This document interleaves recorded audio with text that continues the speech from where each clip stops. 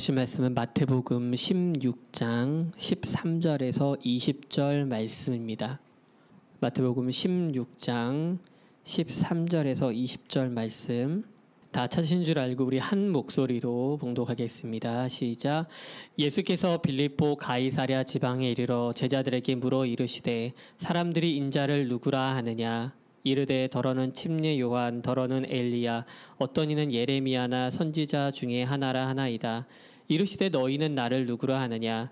시몬 베드로가 대답하여 이르되 주는 그리스도시요 살아계신 하나님의 아들이시니이다. 예수께서 대답하여 이르시되 바요나 시몬아 내가 복이 있도다. 이를 내게 알게 한 이는 혈육이 아니요 하늘에 계신 내 아버지시니라. 또 내가 내게 이르노니 너는 베드로라. 내가 이 반석 위에 내 교회를 세우리니 음부의 권세가 이기지 못하리라. 내가 천국 열쇠를 내게 주리니 내가 땅에서 무엇이든 매면 하늘에서도 매일 것이요 내가 땅에서 무엇이든지 풀면 하늘에서도 풀리리라 하시고 이에 제자들에게 경고하사 자기가 그리스도인 것을 아무에게도 이르지 말라 하시니라. 아멘. 제가 한 20여 년 전쯤에 지금처럼 추운 겨울에 전도 여행을 한번 떠난 적이 있었습니다. 아마 다른 설교에서도 말씀드렸던 적이 있었던 것 같은데요. 지금은 이름이 바뀐 것으로 알고 있는데 거지 전도 여행이라는 단체에서 주관하는 것으로 신학생들이 좀 많은 편이긴 했는데 초등학생들도 오고요. 또 일반 성인들도 같이 가족 단위로도 참여하는 그런 전도 여행이었습니다. 일주일 동안 특정 지역을 선정해서 그곳에서 전도를 하는 것이었습니다. 제가 당시 갔던 곳은 충남 지역에서 출발해서 경기 남부 지역까지 그렇게 일대를 흐른 그런 것으로 기억을 합니다.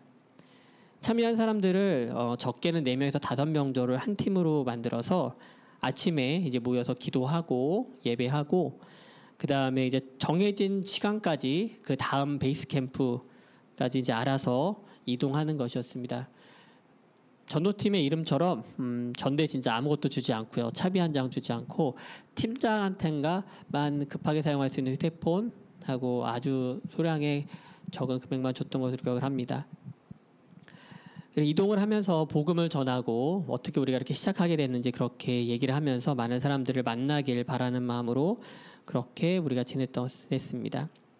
20대 초반이었던 저는 당시 그동안 모태신앙으로 사실 큰 도전 없이 어려움 없이 편하게 신앙생활을 한 편이었습니다. 그래서 이제 이런 약간의 어려움, 그러니까 춥고 그다음에 낯선 사람들에게 전도를 해야 되고 그다음에 주머니에 돈 한 푼 없고 이렇게 지내야 했던 것이 좀 낯설었습니다. 그중에서 가장 힘들었던 것은 정말 생판 모르는 길거리 가는 사람들을 붙잡고 복음을 전하고 이야기를 나눠야 하는 것이었습니다. 그래서 지금처럼 추운 겨울쯤 되면은 그때 기억이 자연스럽게 납니다. 여러 사람을 만났는데 그중에 유난히 한 분이 좀 기억이 납니다. 팀원과 함께 길거리에서 전도를 하다가 무슨 생각이 들었는지 가게 한 곳을 정해서 우리가 들어가게 됐습니다. 우리가 동네에서 흔히 볼 수 있는 귀금속 가게 아시죠? 시계 팔기도 하고 고쳐주기도 하고 작은 액세서리 등을 파는 시장 가운데 있는 자그마한 가게였습니다. 들어왔더니 한 40에서 50세 정도 되시는 주인 아저씨께서 계셨습니다. 우리는 들어가서 인사를 드리고 전도 여행 중입니다. 우리가 복음을 전하기 위해서 이렇게 왔습니다. 라고 소속을 밝히고 얘기를 나누기 시작했습니다. 그런데 이제 그분 말씀에 우리 팀원들이 입을 좀 다물 수밖에 없는 상황이 됐습니다. 그분이 화낸 것도 아니고요. 소금 뿌려서 쫓아낸 것도 아니었습니다. 그렇다고 다른 종교를 가져서 안 듣겠다라고 말한 것도 아니었습니다. 그분께서는 이렇게 말씀하셨습니다. 본인도 수십 년간 신앙생활을 했다고, 얼마 전까지도 교회를 다녔던 사람이라고, 그런데 교회에서 상처를 받고 여러 가지 일들이 있어서 이제는 더 이상 신앙생활을 하지 않는다라고 말씀하셨습니다. 그러면서 우리가 그때 당시 어렸잖아요. 저도 그렇고. 아마 여러분들보다 당신들보다 내가 성경을 알면 더 많이 알고 경험을 했으면 더 많이 했고 교회에 대해서 알면 더 많이 안다라고 그렇게 말씀하셨습니다. 또 자기를 말로 설득할 생각을 하지 말라고 하시더라고요. 당시 저보다 좋게 2배는 나이도 많으시고 또한 신앙의 연주 역시 그러한 부분에서 사실 좀 할 말을 잃었습니다. 무슨 말을 하더라도 씨알이 먹히지 않을 것 같은 어떤 큰 벽 앞에 서 있는 그런 느낌을 받았습니다. 팀 켈러라고 하는 목사님이 계십니다. 그분은 그분의 책인 팀 켈러의 인생 질문에서 여러 유형의 사람들이 기독교에 던지는 질문에 대해서 고민하고 그 답을 주십니다. 책 속에서 여러 유형의 사람을 나타나는데 그중에 첫 번째 유형의 사람이 회의론자입니다. 요한복음 1장에 나오는 나다나엘을 그 대표적인 사람으로 인용합니다. 요한복음 1장에 보게 되면은 예수님께서 여러 제자들을 부르십니다. 그 중에 제자된 빌립이라고 하는 사람이 예수님의 부르심을 받자마자 가장 먼저 한 일이 바로 나다나엘에게 내가 예수를 만났다라고 전하는 것이었습니다. 아마도 빌립은 나다나엘과 가까이 살면서 상당히 친했던 것 같습니다. 빌립은 추가적으로 얘기를 합니다. 모세가 율법에 기록하고 많은 선지자들이 기록한 그 사람을 내가 드디어 만났다고, 메시아를 내가 만났다고 나다나엘에게 말합니다. 그러면서 예수님을 소개하기로 나사렛 출신으로 요셉의 아들이라고 말을 합니다. 근데 그 얘기를 하자마자 나다나엘이 즉시 대답을 하는데요. 뭐라고 말하면은 나사렛에서 무슨 선한 것이 날 수 있냐며 도리어 타박을 하고 그 전도를 한 빌립을 무안하게 만듭니다. 이것은 마치 우리가 사는 이 홍성 지역에 위대한 사람이 나타났다고 말한 것 같습니다. 그런데 그걸 얘기를 들은 사람들이 반응이래요. 홍성인지 홍천인지 횡성인지 어디지도 모르는 지역에서 무슨 그런 사람이 나올 수 있냐고 이렇게 무시하는 것과 같습니다. 팀 켈러 목사님은 한 걸음 더 나아가서 이러한 무시가 세상 사람들이 기독교를 바라보는 시각과 같다고 합니다. 기독교에서 무슨 선한 것이 나오겠냐며 회의적으로 바라보는 것이 바로 이 현 시대의 기독교를 바라보는 세상의 판단이라는 것입니다. 나다나엘과 같은 태도와 시선으로 오늘날 교회와 기독교인들이 판단을 받고 있다는 것입니다. 뭐 교회 다닌다고 뭐가 달라? 교인이라고 해서 뭐 다른 사람하고 다른 것 같아? 다 똑같아. 이런 게 지금 우리 기독교 교회와 기독교인을 바라보는 시선이라는 것입니다. 오늘 우리가 보려는 본문은 성경이 말하는 예수에 대해서 함축적이며 핵심적으로 전하는 구절입니다. 예수가 누구인지 구분의 행동과 말을 담은 4개의 복음서 그리고 제자들의 수많은 편지들을 한 줄로 요약하자면 오늘 본문에 나와 있는 것처럼 주는 그리스도시요 살아계신 하나님의 아들입니다. 바로 이 한 문장이 되는 것입니다. 그런데 우리는 이 대답에 대해서 여전히 외부로부터 많은 의혹과 도전을 받고 있습니다. 두 가지 방향에서 그것은 이루어지고 있는데요. 하나는 예수가 정말 하나님의 아들이냐며 구세주냐며 그것에 대한 의혹입니다. 또 하나는 그것을 고백하는 교회와 기독교인들은 정말 그것을 믿고 그대로 사느냐 하는 도전입니다. 재밌는 것은 이 사건이 2000년 전 사건임에도 예수의 행적과 그분에 대한 신성에 대한 믿음은 여러 방면에서 확인되고 단단해지는데 교회와 기독교인들은 도리어 그 진리로부터 멀어진다는 것입니다. 오늘 말씀을 통해 기대하기는 우리 가운데 주는 그리스도시요 하나님의 아들입니다라는 고백과 함께 그 믿음대로 살겠다는 결단이 있길 소망합니다. 그리하여서 아는 것과 믿는 것 그리고 행하는 것이 일치하는 저와 여러분이 되길 주님의 이름으로 축원합니다. 오늘 말씀의 배경이 되는 지역은 빌립보 가이사랴입니다. 유대 지역은 길게 세로로 되어 있지 않습니까? 그런데 보통 이 아래쪽을 유대라고 하고요. 중간을 우리는 위쪽은 갈릴리 지역이라고 합니다. 근데 오늘 본문에 나와 있는 빌립보 가이사랴라고 하는 지역은 그 갈릴리에서도 더 위에 사실은 이스라엘의 땅이라고 보기 어려울 정도로 굉장히 북쪽 외곽에 존재한 땅입니다. 요단강이 시작하는 주요 근원지로 알려져 있는데요. 이곳은 이방 신들과 로마 황제의 화려한 신전이 있는 도시로 유명했습니다. 구약시대에 이 지역의 이름이 바알갓이었습니다. 바알갓. 행운의 발이란 뜻인데요. 그 이름에서 보듯이 구약시대 때부터 이방신을 섬기는 풍습이 굉장히 자리 잡은 곳이었습니다. 신약시대에 들어서서 이름이 바뀌었지만은 그것에도 좀 남다른 배경이 있습니다. 예수님이 태어나실 때에 헤롯 대왕은 죽고 그 아들들이 지역을 나누어서 이스라엘과 그 인근 지역을 분봉왕으로서 다스리기 시작했습니다.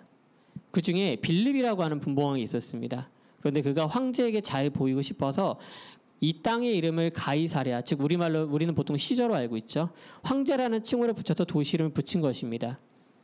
그래서 이 도시의 이름을 명명한 빌립과 그 가이사랴를 합쳐서 빌립보 가이사랴라고 불리게 된 것입니다. 예수님은 한적한 곳에 보통 제자들을 데리고 가서 말씀을 나누시고 좀 더 심오한 얘기를 나누곤 하셨습니다. 그래서 오늘도 예수님께서는 이 땅에 들어서셔서 제자들에게 질문을 하나 합니다. 사람들은 나를 누구라 하느냐?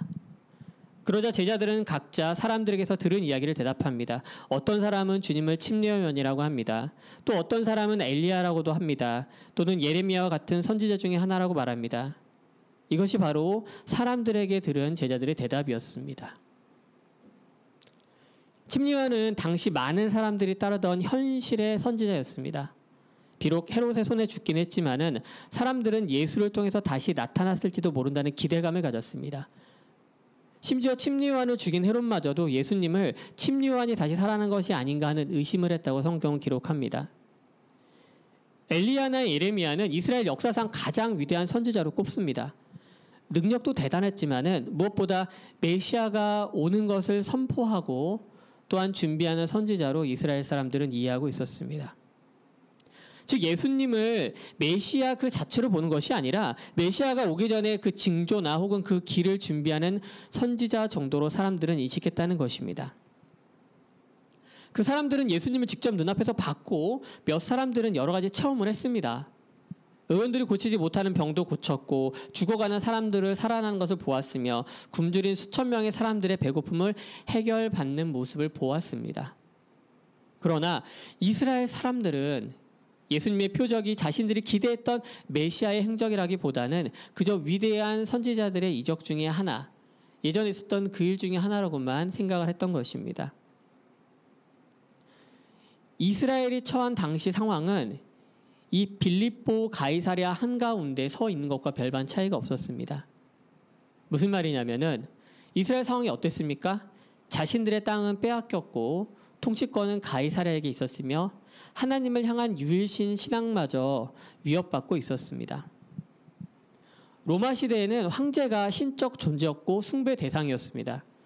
실제로 황제 중에는 자신 외에 다른 신을 섬기는 것에 대해서 핍박하기도 하고 그것 때문에 예수 그리스도만을 유일한 주님으로 섬기던 초기 기독교인들과 교회는 많은 어려움을 당해야 했습니다. 처음 기독교인으로 불렸던 사람들이라는 책이 있습니다. 거기 보게 되면은 당시 시대 상황을 묘사한 사람이 나오는데 플리니우스라고 하는 비기독교인이 글을 쓴 것을 발췌해서 이 책이 실었습니다. 플리니우스는 당시 상황을 이렇게 얘기합니다.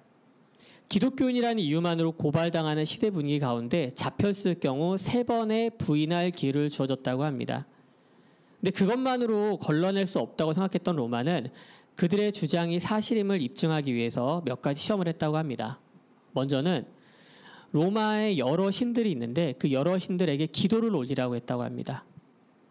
그리고 두 번째, 황제 형상 앞에 향을 피우고 포도주를 바치고 경배하라고 했다고 합니다. 그리고 마지막으로 정말 진실한 기독교인이라면 할 수 없었던 그런 행위, 즉 그리스도를 저주하고 저주하는 것을 고백하게끔 했다고 합니다.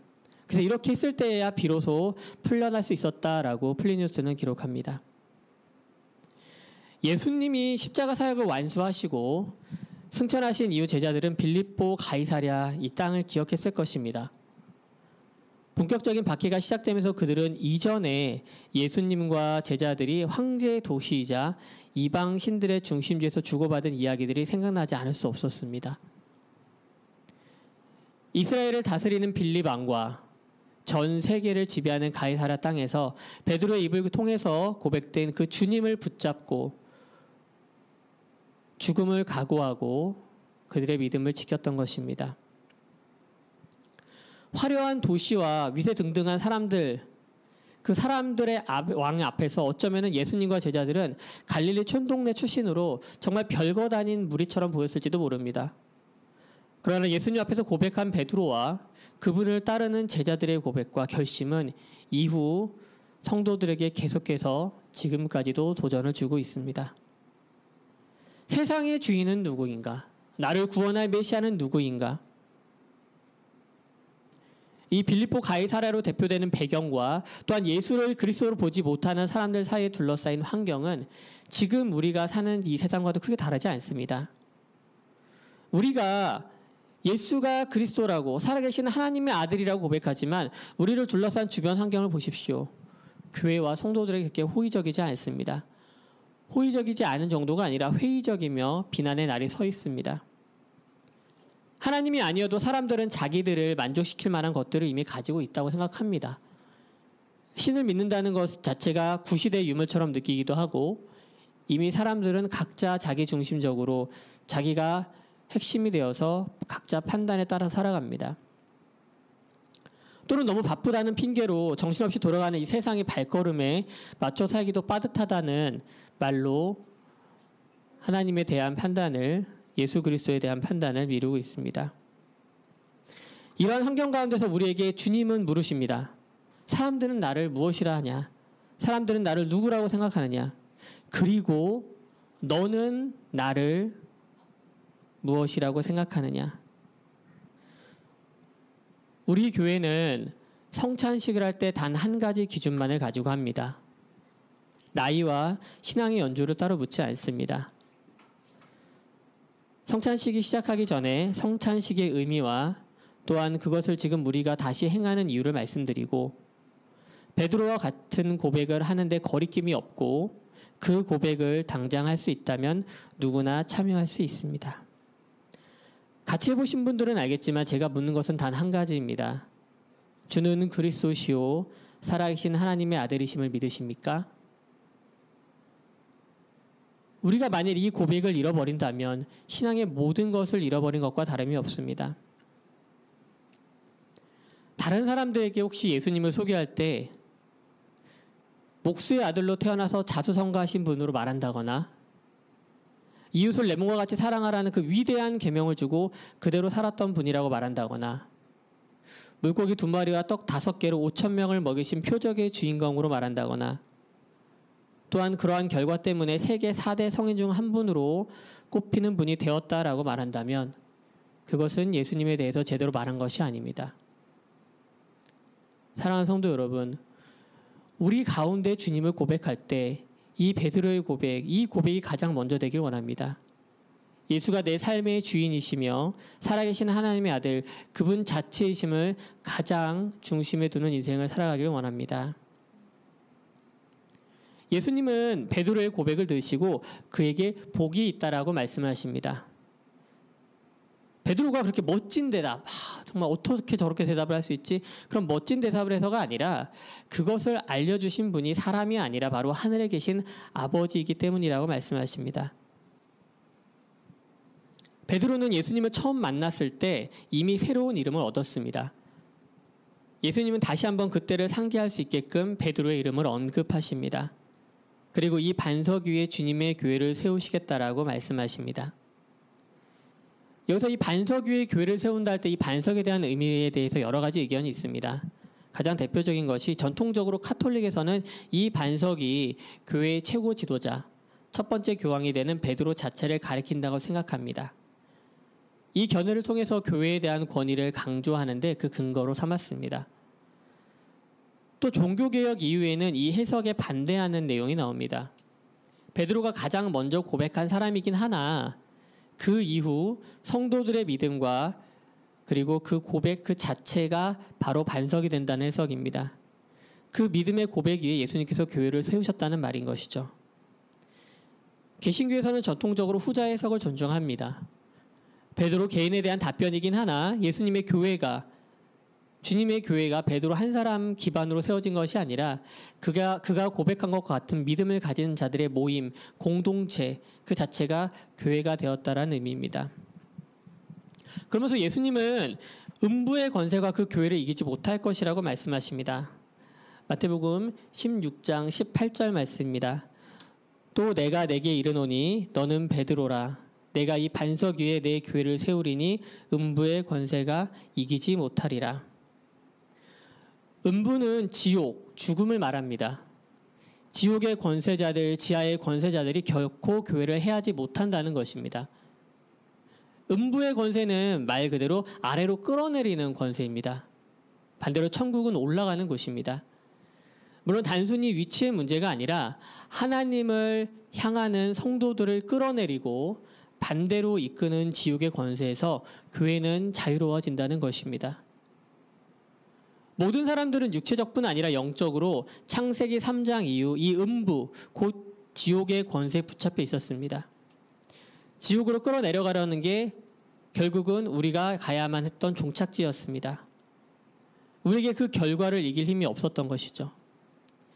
그러나 잘 아시는 것처럼 예수가 그리스도로 우리 가운데 오셨을 적에 살아계신 하나님께서 이 사건에 개입하시면서 우리의 방향이 달라지기 시작했습니다. 예수를 그리스도로 살아계신 하나님의 아들로 고백한 사람들, 즉 교회는 이 음부의 권세의 영향을 벗어나 역행하여 하늘 아버지께로 나아갈 수 있게 된 것입니다. 우리를 높이시고 끌어올리시며 죽음에서 일으켜 세우시는 주님을 통해서 이 모든 일이 가능하게 된 것입니다. 그런데 우리의 신분과 소속이 이렇게 바뀌는 것에서 끝나는 것이 아니라 주님은 천국 열쇠를 주시겠다고 말씀하십니다. 오늘 본문 19절 말씀입니다. 내가 천국 열쇠를 내게 주리니 내가 땅에서 무엇이든지 매면 하늘에서도 매일 것이요 내가 땅에서 무엇이든지 풀면 하늘에서도 풀리리라 하시고, 이 말씀을 보면은 우리에게 이런 놀라운 권세가 있구나, 막 상당한 권세가 있구나라고 으쓱하기도 합니다. 근데 잘 생각해 보면은 우리는 열쇠를 위임받은 사람들이지 그 열쇠를 통해서 풀고 매이는 하늘의 주인은 아닙니다. 우리는 열쇠를 맡은 청지기인 셈입니다. 그렇다면 우리는 무엇을 메고 푸는 열쇠를 받은 것일까요? 우리가 하늘과 연관되었다고 생각하니까 마치 하늘에 쌓인 무슨 보화나 보물을 생각하기 마련일 텐데요. 마치 하늘의 곡간 있죠? 그런 곡간의 열쇠를 맡았다고 생각을 합니다. 그런데 이러한 사람들의 관심과 달리 예수님은 그렇게 말씀하지 않으십니다. 마태복음 18장을 보게 되면 이 메고 푸는 것에 대한 말씀을 언급하시는 장면이 나옵니다.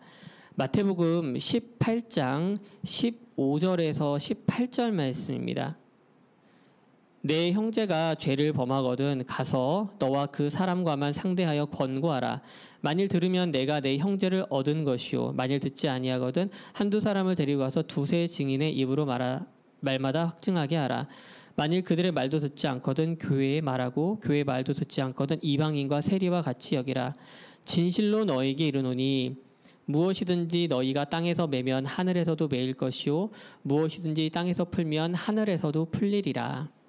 제가 한 구절 더 읽어드리겠습니다. 요한복음 20장 23절 말씀입니다. 너희가 누구의 죄든지 사하면 사하여질 것이요 누구의 죄든지 그대로 두면 그대로 있으리라 하시니라. 예수님은 교회와 성도들을 향해서 다른 사람의 잘못을 사하는 권세를 주셨다라고 말합니다. 우리는 이게 문득 무슨 권세냐, 이게 굳이 천국의 열쇠까지 언급할 내용인가 생각할지도 모릅니다. 그럼 잘 생각해 보십시오. 우리의 출발 역시 하나님의 인자하심과 은혜에 기반하여 용서로부터 시작하지 않았습니까? 우리가 우리 성도된 것이 우리가 잘나서가 아니라 예수 그리스도를 통해서 죄사함을 받았기 때문 아닙니까?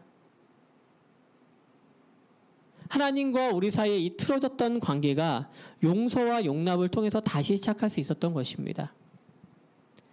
주님께서는 이제 그 권세를 우리에게 주십니다. 여전히 우리와 또한 하나님과 불안한 상태에 있는 사람들을 향해 용서하고 화목하게 할 수 있는 열쇠를 주신 것입니다. 우리는 이것을 깨달았을 때 또한 조심해야 합니다. 우리가 잘못된 방법으로 사용했을 때 어떤 일이 벌어지는지 예수님은 비유를 통해서 말씀해 주셨습니다. 마태복음 23장 13절 말씀입니다. 화 있을진저 외식하는 서기관들과 바리새인들이여 너희는 천국 문을 사람들 앞에서 닫고 너희도 들어가지 않고 들어가려 하는 자도 들어가지 못하게 하는도다. 참 무섭지 않습니까? 나 하나 잘못해서 나만 망치는 게 아니라 사람들이 들어가야 하는 천국 문을 막고 들어가는 것을 방해하게 된다는 것입니다. 권세라고 하는 것은 그만큼의 무게감도 있는 것입니다. 믿음의 고백을 한 성도들이 모여서 교회를 이룰 때 주님은 그곳의 하늘을 메고 푸는 열쇠 또한 같이 주셨습니다. 우리 성도님들은 또한 우리 교회는 그 역할을 잘 감당하는 좋은 청지기로 살기를 원합니다. 사람들에게 그리스도의 삶을 보여주고 교회가 교회다워지는 모습을 통해서 천국문을 막아서는 것이 아니라 도리어 풀어주어 자유롭게 드나들 수 있게 하는 그런 축복의 통로가 되길 소망합니다. 말씀 마무리하겠습니다. 말씀 서두에 제가 나다나엘을 언급하면서 기독교와 그 신앙에 대한 회의적인 시선에 대해서 말씀을 드렸습니다. 제가 이 회의라는 단어를 사전에서 찾아보니까 이런 의미를 담고 있었습니다. 의심을 품음 또는 마음속에 품고 있는 의심, 충분한 근거가 없기 때문에 판단을 보류하거나 중지하고 있는 상태, 이것을 바로 회의라고 합니다. 그런데 그런 시선이 사실은 비단 외부에서만 있었던 것은 아닙니다. 예수님의 제자 중에서도 그런 의구심을 가진 사람들이 있었습니다. 대표적으로 가룟 유다와 도마입니다. 그러나 그들의 결과는 너무도 달랐습니다. 유다와 도마는 우리가 복음서를 통해 만난 예수님보다 더 가깝고 오랫동안 삶을 함께하면서 체험했습니다. 그러나 자신이 기대했던 메시아로서의 예수가 실패했다라고 믿었던 가룟 유다는 음부의 권세에 붙잡혀 지옥으로 내려갔습니다. 그런데 역시나 회의적인 태도를 가졌던 도마는 부활하신 예수님을 만나 이런 고백을 했습니다. 요한복음 20장 28절 말씀입니다. 도마가 대답하여 이르되 나의 주님이시오 나의 하나님이시니이다.